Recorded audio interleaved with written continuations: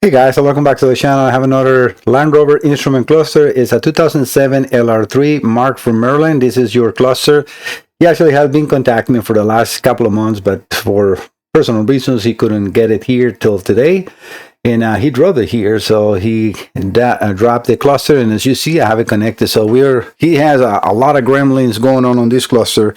So as I normally do, I'm going to do a short video before and then after. I'm going to show you a little bit of the connections. I have multiple videos of these clusters if you want to see the internals and everything, which I will show you when I take it apart and everything, but the most information is already there. So things that I immediately notice, this needle on the RPMs should be on 0.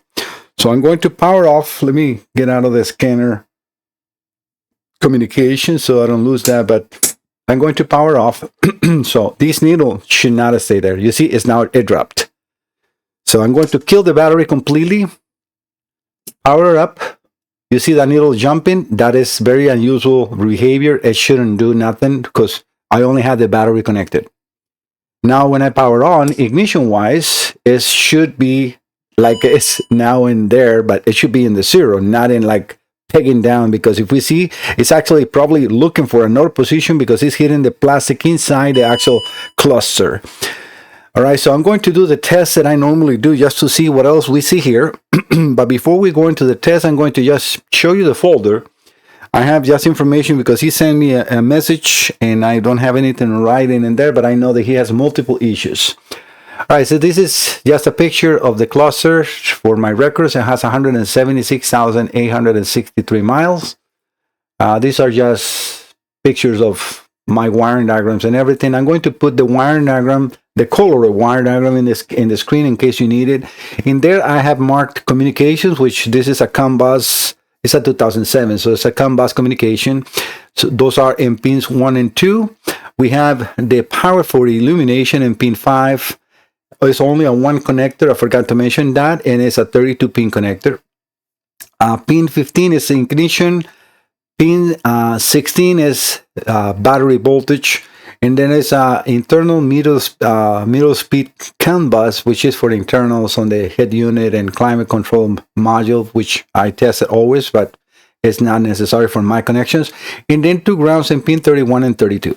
All right, so that is just briefly what are you seeing there. I'm going to put the Phoenix on the screen and let me resize that window so we can see, or you can see a lot more of what I have in there. Even though what I'm going to do is just test on this on the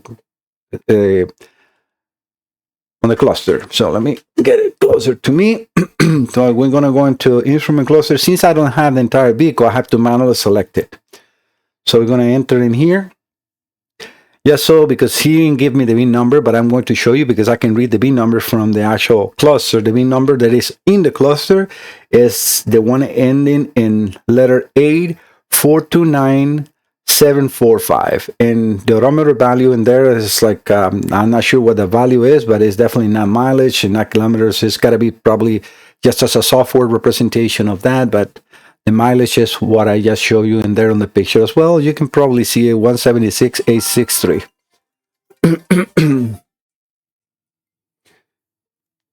All right, so let's do the test, which is what I really want to do. So we're going to actuation test. Very weird on this step down in hotel, when I'm going to the tachometer, it reads 51% and not 100%. It goes into like 108%. So I cannot go in 100% on these clusters using the top down, but it's okay. I already know that. So let me just scroll down. I'm going to start in the order from left to right. So we're going to start on the tachometer position. It's on 0. So let's go over to, again, the 51%, which should put it like just above 4,000. And you can see how it moved really sluggish movement, and it's not in 4,000. So this needle definitely is no good. I'm going to increase it to 89.25, which is the maximum, because otherwise it will go over 100%. And then click start. And then it moves, but it's also weirdly moving.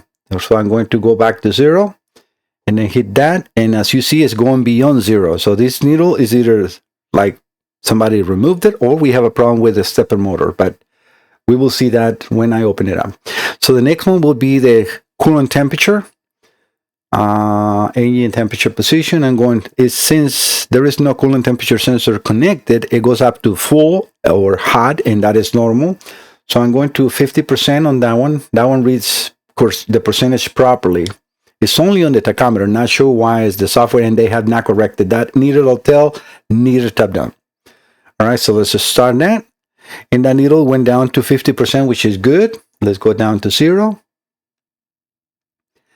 What I'm doing in here is see the movement, if it's a smooth, if it's drags, if it stops, if it's stepping, because that will tell me if we have problems with the stepper motors or not, which is very not common on these clusters. All right, if I exit, that should come back to full or hot, and it did. All right, let's do the fuel gauge. Again, the center position needles, you will see that. That one is in 0 because it's empty, and it's the way it is. So I'm going to go over to 50%. That went too much. Let's start. And that went to 50%. Let's go over to full, which in this case 100%, right? And then it is reading right.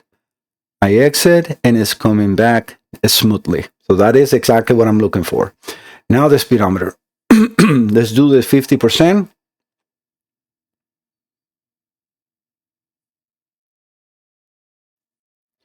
And that is looking dry at 12 o'clock, exactly how it's supposed to be. All right, let's do the 100%. And that is perfect in 100%. If I remove, it should go back smoothly, and it did, and it stayed in the correct position, which is what this one should do, but this one is pegged down into a wrong position. All right, guys, now that I reproduced the concerns and I know exactly what I need to do, I'm going to open the module or the instrument cluster and then do the repairs. I'll be right back. All right, guys, just to give you an update into Mark, I think it was his name, right? Let me just go over to his folder. Yeah, Mark. A little update. I'm already on to the process of this side. I usually don't show the other side because it's just a whole lot of resistors, and it takes time to take all the needles and everything apart. But this is now the most consuming time, which is resoldering the microprocessor and memories and replacing all the capacitors and everything. But all is going good. I haven't seen any damages, which is good. So we'll see how it goes. All right.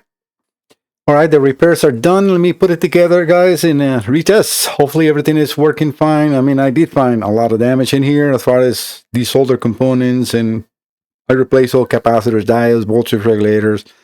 I'm going to reuse that as separate motors, and I want to do a test because I did find partially of the component, the drive that one, it was actually desoldered. So let's hopefully that is the issue, because these separate motors are a little pricey and not included in the regular price that I always quote for the customer. So I'm trying to save as much as money as per the repair goes for the customer, because again, these separate motors, I have been doing this for many years, and maybe 2, and they were damaged by somebody else here, and this cluster looked like it was never being touched. All right, let me put it together and I'll be right back, guys. All right, it's together. Let me get into the scanner. Well, let me power it up first. I'm going to put the battery power, and the needles are now finding the position. You see, it's no longer doing the jumping, so I think I'm in the right track. And I didn't like that jump on the stepper motor on the speedometer. It still is not in the correct position. So is it that calibration? Somebody took that needle off, or what? Let me try to move that one. Let me find the tachometer position. I want to go to 51.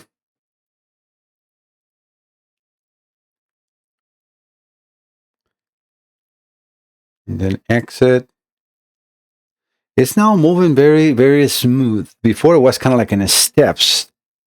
So I don't see that happening now no more. I think it might be calibration now. Gonna go over to the maximum.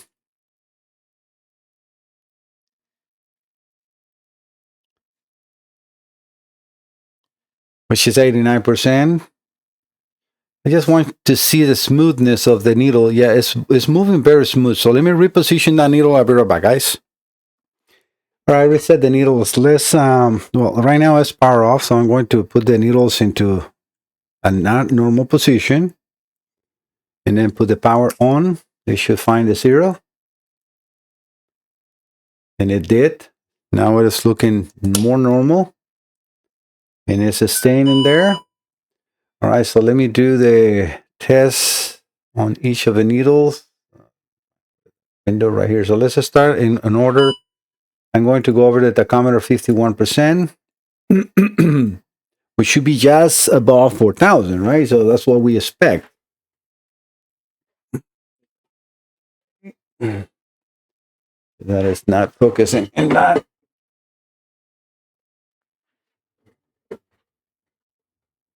Yeah, you guys can see that better. Okay, let's just start. You see it's now reading exactly as it's supposed to. I'm going to go over to 89%. And that is, yeah, it's exactly what it should be looking. Just a little over 7,000 RPMs. And then release, it should be just above 0. And that is exactly, we can see all the needles. And then I just went over to all my recordings on all the rest of the repairs I've done. And that matches exactly the position. Let's do the test on the rest of the needles. So we're going to do the temperature gauge now next. We're going to go on to 50% to make sure that needle is positioned correctly.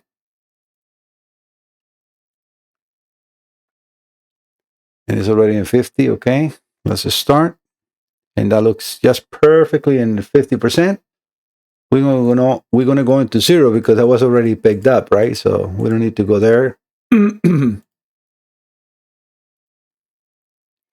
And it's perfect. All right, so and releases nice and smooth. Let's do the fuel gauge.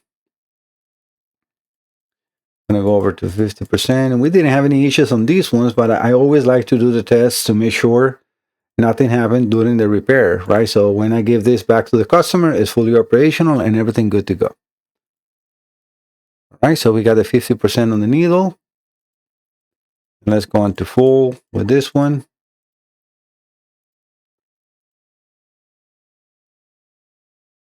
Excellent. And then back to 0. And then the last, the speedometer, we're going to do the 50% as we did before.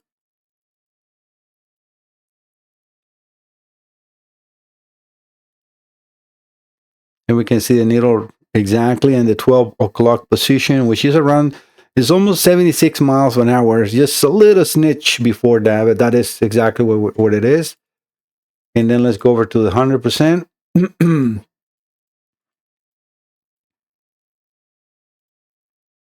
And release. Perfect. So all is working as it's intended. Let's go back into the tachometer one more time to go over to 51%. I want to go overstretch that test on that one to make sure it's accurate, and it is, because this is very important. This needle was not set up properly, so somebody that was here before, or I don't know what happened. And then exit,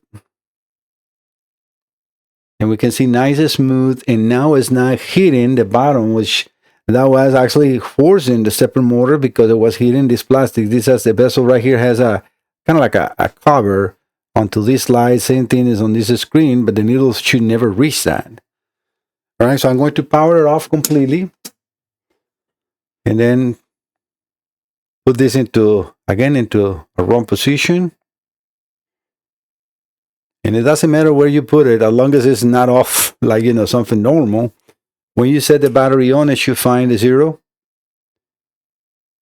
Let me try it one more time. Okay, it did. So it took a little longer. Sometimes I've seen that on the stepper motors, especially if it's too far beyond. Usually, if you see it, like, let's say, like, and this is good that happens in here. I'm going to power off. This one, I had never seen a problem on that one, but on the tachometer I have, where you need to see, did you see how they come back in here? This is a very good normal stepper motor. You see how they come back? That's what you're looking for. Make sure they're not dragging or not. They have that little, it's like a little bit of a magnetism that make that reaction, because it's truly no gears on this. But yeah, so let's power it on. You see, now this still didn't reach, and it's because there's nothing wrong with it. It's just because it's too far away. So if you have a cluster, let's say like in Mark's case, I think he has a car with him, so I don't think it's going to be the problem. But if you connect the cluster in the vehicle and the needles don't reach the zero, disconnect the battery again or disconnect the cluster, right? So turn the ignition off, and when you plug it in, it should read now. Bring it to zero, and that's exactly, you see how the two needles reacted exactly the same position. So it has nothing to do with the cluster on the speedometer, or sorry, on the speedometer or in the tachometer. It's just where the needle is. So if they're too far away, and obviously you will have the lens in there, you don't need to take anything apart. Just you unplug it or disconnect the battery and plug it back in, and that will reset it. If you need to do that a couple of times, that is completely normal.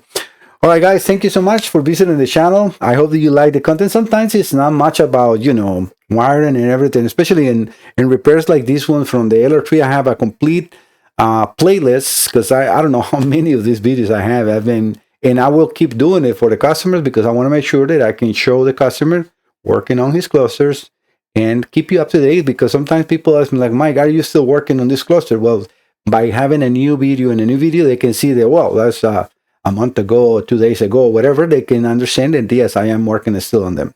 All right, I'll see you next time. Don't forget to subscribe. Bye-bye.